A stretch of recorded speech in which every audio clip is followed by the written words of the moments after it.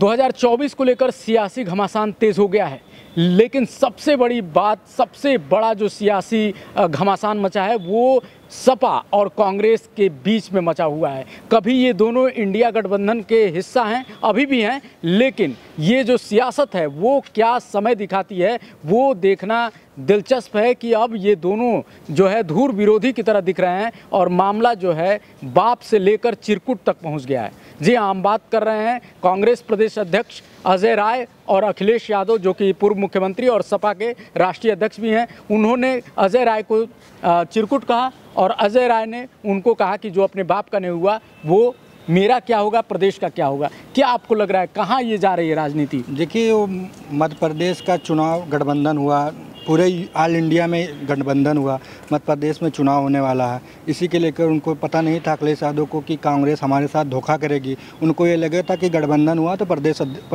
स्तर पर मध्य प्रदेश में गठबंधन होगा, इसलिए उन्होंने सीट मांगी थी, तो कांग्रेस ने उनको सीट नहीं दिया। लेकिन अखिलेश यादव जो मतलब अगर हम 13 की बात करें, 18 की बात करें, 3 की बात करें और 8 की बात करें, तो 2003 में अखिलेश यादव 7 सीटों पर जीत दर्ज की थी। और वहीं उनका 25 सीट ऐसी हैं जहां यादव गढ़ है, जहां पर यादव का बहुमूल है कि वहां पे निर्णायक होता है कौन जीतेगा कौन हारेगा। और वहीं 2018 की अगर बात करें तो 2018 में अखिलेश यादव अपने 52 प्रत्याशी उतारे थे, जिसमें 45 प्रत्याशियों की जमानत जब्त हो गई थी।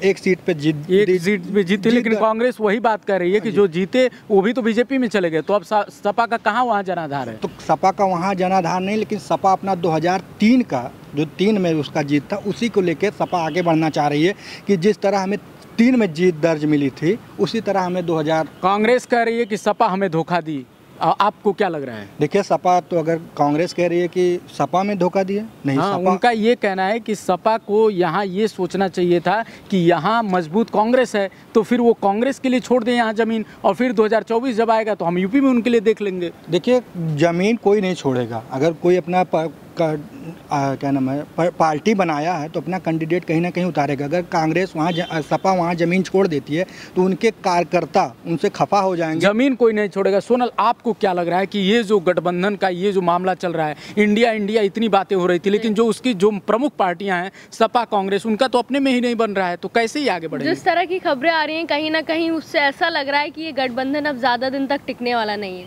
क्योंकि आपस में ही जब जो मेन पार्टियां हैं उन्हीं में जब घमासान चालू है तो ये बताइए। अखिलेश यादव ने उनको चिरकुट कह दिया, जो कांग्रेस के प्रदेश अध्यक्ष हैं यूपी के, और अब वो कह रहे हैं कि ये अपने बाप के नहीं हुए तो हमारे क्या होंगे। तो जो छवि जा रही, कहना भी इसलिए रहा होगा क्योंकि शिवपाल जी के साथ जिस तरीके से उनके बाप का ये कहना था कि पार्टी में उनको साथ लेके चले, लेकिन जब उन्होंने अपने बाप की बात नहीं मानी, उनके खिलाफ गए, तो यही लोग कह रहे हैं। आपको लग रहा है कि इससे इमेज खराब होगा इंडिया को लेकर, खास करके गठबंधन को लेकर, और बीजेपी को फायदा मिलेगा? जी बिल्कुल, बीजेपी को फायदा मिलेगा। जो अगर ये चल रही है चिरकुट और जो अपने बाप का नहीं हुआ, अगर एक दूसरे के ऊपर जुबानी जंग चल रही है तो कहीं ना कहीं बीजेपी को इसको तुरंत जरूर फायदा मिलेगा, क्योंकि इसमें जो यादव वोटर हैं, जो राय वोटर हैं, तो राय वोटर जो कहेंगे हमारे अजय राय को ये चिरकुट कह रहे हैं तो सपा से हटेंगे, और जो उनके वोटर हैं उन कहेंगे कि अखिलेश यादव कह रहे हैं हमारे बाप के, कांग्रेस से हटेंगे। तो आप बिल्कुल, आपको क्या लग रहा है कि क्या बेहतर होना चाहिए था सपा और कांग्रेस के बीच में मध्य प्रदेश की अगर हम बात करें तो? मध्य प्रदेश में मुझे कहीं ना कहीं लगता है कि अगर सपा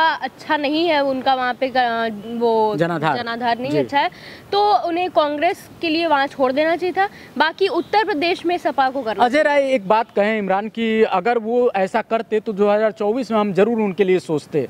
देखिए, जो उत्तराखंड की बात कर रहे हैं तो वहाँ पे जो गठबंधन से पहले चुनाव हो तो कांग्रेस इनको कहीं सीट अगर नहीं दी है तो इनको अपना प्रत्याशी जरूर खड़ा है, क्योंकि जहाँ इनके कार्यकर्ता हैं वो जरूर मांग करेंगे कि हमको टिकट चाहिए। लेकिन इमरान, एक बात और है कि जुबानी जंग बहुत तीखी हो गई है, खास करके यूपी में बात करें, जो सपा के प्रवक्ता हैं उन्होंने अब राहुल गांधी को मंदबुद्धि कह दिया। अब इसको किस तरीके से आप देखेंगे? देखिए, अगर जुबानी जंग ऐसे ही चलती रहेगी तो इंडिया गठबंधन अब 24 तक तो नहीं चल पाएगी। अगर और पार्टियों के साथ चल सकती है लेकिन सपा के साथ तो नहीं चल सपा के साथ नहीं चल पाएगी। आपको सोनल क्या लग रहा है कि इस तरह की चीजें, चिरकुट, बाप का नाम आना और अब राहुल गांधी को मंदबुद्धि, कहाँ जा रही है? ये सब चीजें एक तो देखा जाए समाज के लिए भी बहुत बुरी है, इन सब चीजों को बोलना, और पार्टी का टिकना तो इससे बहुत ही मुश्किल लग रहा है। मुश्किल लग रहा है कि 2024 की राह, और चूंकि ये दो इमरान बड़ी पार्टियां हैं और इनमें ही मतभेद होगा तो और भी पार्टियों के बीच में कहीं ना कहीं चीज़ें जाएंगी और उसका गलत संदेश जाएगा तो बीजेपी को फायदा होने का चांसेस है। देखिए, अगर जैसे मध्य प्रदेश में अखिलेश यादव ने साफ कह दिया है कि आप जैसे मध्य प्रदेश में अगर नहीं दें यूपी में हम देख लेंगे। हाँ। तो इसका सही यही है कि यूपी में वाकई चुनाव लड़ेंगे, 80 सीट है, अखिलेश यादव पूरा। तो ये तो चुनौती देने का, आपस में ही चुनौती देने का क्या मतलब? तो जब आपस में चुनौती दे रहे हैं, जब मनमुटाव चल रहा है, तीखी जंग चल रही है, तो जब आपस में मुटाव होगा इस पर बीजेपी को फायदा, तो बीजेपी को फायदा होगा। कुल मिला के बात यही है कि सियासी जंग, सियासी जुबान तेज तो हुआ है लेकिन मर्यादाएं टूट रही हैं, अमर्यादित शब्दों का प्रयोग हो रहा है और ये सिर्फ पार्टियों को ही नुकसान नहीं पहुंचाएगा, ये आम जनता के बीच में भी ऐसी छवि बनाएगा जिसका फायदा कहीं ना कहीं बीजेपी को होगा। वही हमारे दो कलीग भी कह रहे थे और अब तो ये आने वाला वक्त बताएगा कि इसका फायदा कितना बीजेपी उठाती है। लेकिन फिलहाल जो चुनावी घमासान है उसके हर अपडेट के लिए देखते रहिए लाइव यूपी न्यूज़ 24। नमस्कार।